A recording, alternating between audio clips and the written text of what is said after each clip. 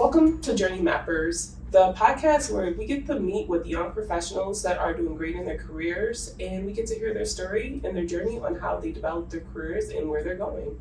So today we actually have Carly here today with us, and she's going to share a little bit about her career journey, and we'd love for you all to meet her. Hi everyone, I'm Carly. I'm currently working at General Motors as an industrial engineer. And could you tell us a little bit about your journey? How did you get to General Motors, or what made you go that direction? Yeah, so when I started college, I wasn't really sure what direction I wanted to go, but by going through the different engineering classes, I figured out that I really liked industrial engineering, and I ended up doing a few different internships within the field to figure out what the right path was for me, and I really liked manufacturing. So after a few different manufacturing internships, I did one at General Motors, which really showed me how much I liked the company. And then I ended up wanting to go there for when I graduated full time. Nice. So what was your other, you say you did two internships. What was your other internship? So I did one internship at a small manufacturing company in Ferndale, Michigan. And it was a much smaller company, a lot different, but it opened the door for me to learn what manufacturing was.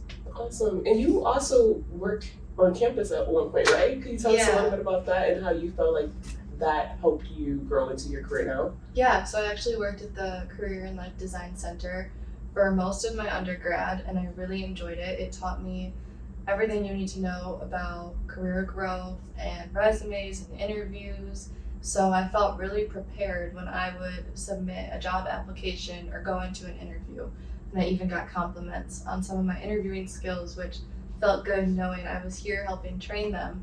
So it felt good knowing I could use them as well. But working at career services was definitely it helped me grow a lot. Yeah, no, that's great. And the fact that you were able to not only learn from your experience on campus, but you're also able to help other people. That's beautiful. So, and I appreciate you being here today to share your experience as well.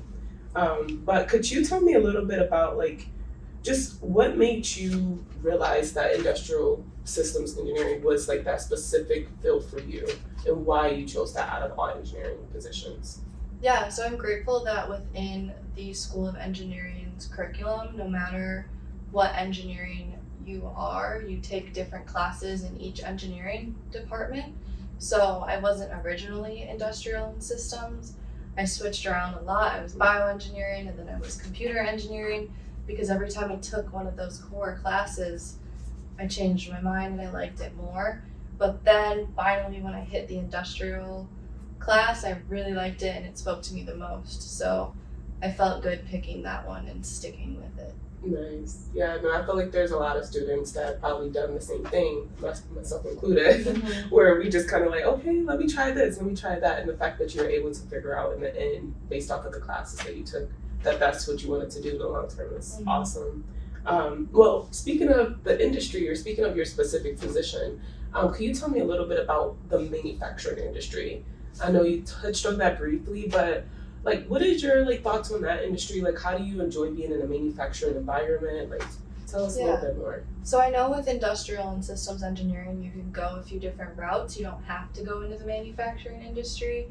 I am in the automotive manufacturing industry, which I absolutely love. It's very exciting. It's busy. I enjoy the excitement when I go to the shop floor and I know how much work is being done and how fast-paced it is. It's a really good environment for me to work well in. There are different opportunities within it that don't involve being directly in the plant, but I know for me specifically, I do enjoy being in the plant, and I wouldn't have expected that from myself in undergrad, but I'm so grateful that I was kind of pushed to try those experiences and end up there. There's definitely positions, maybe more in a corporate setting, or you could even do a position like mine in a hospital where the environment might be different, and I think there's tons of opportunity there, but I'm grateful for the one that I'm in and it fits me best for sure. What kind of skills, speaking of whether it's in specifically the manufacturing environment, or just industrial systems engineering in general, I guess what kind of skills would you say are important? It could be soft skills, hard skills. Like if you were talking to a student that was considering that position or that industry. Yeah, so I would say a lot of the skills that I've had to work on would be soft skills. You have to be very detail oriented and quick on your feet, I would say, specifically in manufacturing, but in industrial and systems, you're basically looking at a system and trying to figure out how you can make it better or change it. And sometimes you might have a month to sit down and really figure it out.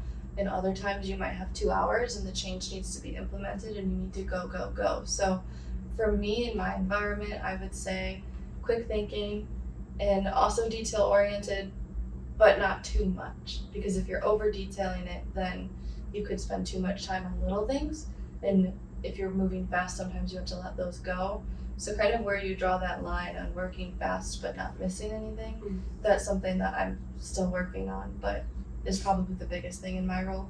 Yeah, no, I can relate to that as well. Like just being so focused on like the little intricate things. So most definitely understand exactly what you mean. Could you talk a little bit about some obstacles that you may have faced, not necessarily just in your current role, but just in general, and whether graduating or even your internships? Like, what are some like obstacles that you faced or things that you felt like, hey, like I had to overcome this in order to be successful in my role or my field? I can think of two. One, I didn't really grow up with any engineers in the family, so I didn't know what it meant to be an engineer.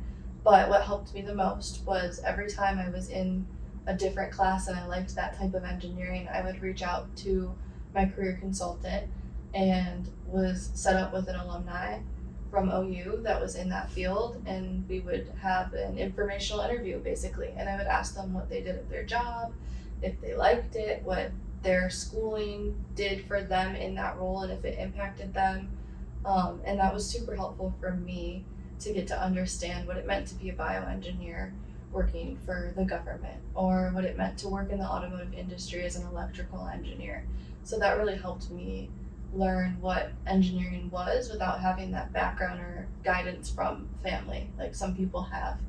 And then the second challenge I can think of is I actually was moved from one plant to another at the very beginning of my career, which was so scary for a new hire, but it taught me that change is okay. And that was a big message for me to have to learn myself, considering most of my job is making changes for other people. So to go through a change myself was very telling to how I should react based on how I would expect others to react as well. So those were my two biggest challenges, I would say. That's awesome. And I appreciate you sharing that. Like the fact that you were like, hey, like I need to be able to make change and move at a fast rate. And like, I know that's something that you talked about as well, and like a skill set that is needed. So I appreciate you sharing that. And then where do you see yourself? Like what direction do you see your career going moving forward? That's a hard question for me. I think about it a lot, but I really like being in the plant. So for the time being, I can't see myself leaving the plant just because I love the excitement. I could potentially see myself maybe working on helping develop a different program in the future. I really like the EV future that General Motors has going for them. So I would always like to stay a part of that. I can see that.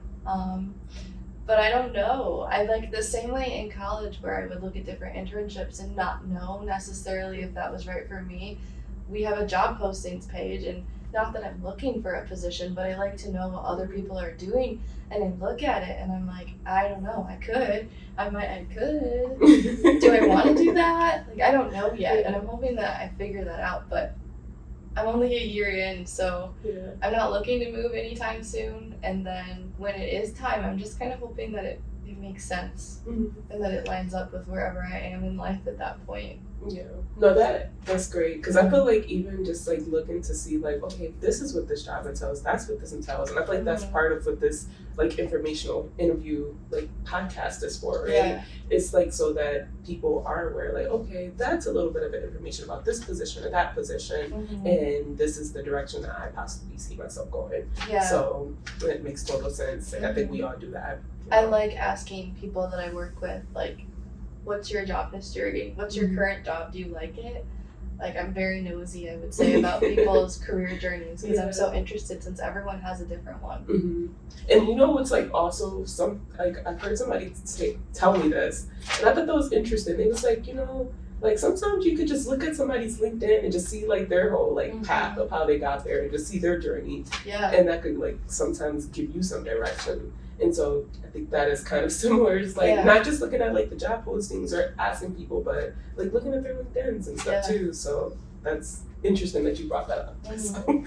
So, and then I would also ask, like, what would you say is like a valuable lesson that if you were to go back in time, or if you were just to give someone that's starting their career off advice, or give yourself advice, what advice would you give yourself? To breathe, that it's okay to not know where the future will take you. That's something I've had to come to terms with. Like, I'm a big planner. In college, like, I knew every semester what classes I was taking. I knew I was going to work at the Career Services Center, and I knew that my hours would flex around my school schedule. Like, it made sense. Whereas, like, you get into your big career and you do basically know what your hours are. Sometimes in manufacturing, they can change a little bit depending on the company needs, but you don't really know what you will be doing in 2 years. You could be working on a different vehicle. You could be working in a different plant. It just depends on what the company needs. And as much as they do value you, you have to be open to that change. So I was hit with that pretty early on in my career, and I'm so grateful for it. It was definitely a change for the better, and I wasn't expecting it. But just if I could go back and tell myself not to stress, like, just breathe and understand that it will work out and it will be okay. Just because I don't know necessarily the plan for the next 4 years like I did in college doesn't mean it's bad. It just means that I have to adapt and grow as it changes. So I wish I had that advice when I was a year into my career after graduating too, because most definitely felt that way as well. Well, I really appreciate you like just being with us today and just having this conversation with me. I guess my biggest question, or my last question, would be, what resources or like what kind of, you know, people or books would you recommend for anyone that is in your shoes, you know, 4 years ago, a few years ago, that is looking to develop their career in industrial systems engineering or engineering in general? Yeah, I would definitely say to visit the Career and Life Design Center and use the resources as much as you can. Connect with alumni. You can always ask a career and life design coach to set you up with maybe an alumni that they know. That was super helpful for me to get that personal touch to learning about what the different careers were. And then also, if you're visiting the Career and Life Design Center, it's likely that you'll have an updated resume and you'll have some touched up interview skills so that when you see the position you really want, you know you're ready to apply, and it makes it a lot smoother. It's still a nerve-wracking process, but if you use all the resources, they definitely help prepare you the best you can be. Thank you for sharing that. And if anyone has any questions about who is their career consultant or their career and life design coach, most definitely feel free to stop by North Foundation, and they can give you a little bit more direction of who you could talk to if you are looking to meet with your career and life design coach. But thank you again for meeting with us, and that pretty much wraps up our conversation today. Tune in next time for our next podcast, and I hope you have a great day, and thanks for meeting with Journey Mappers.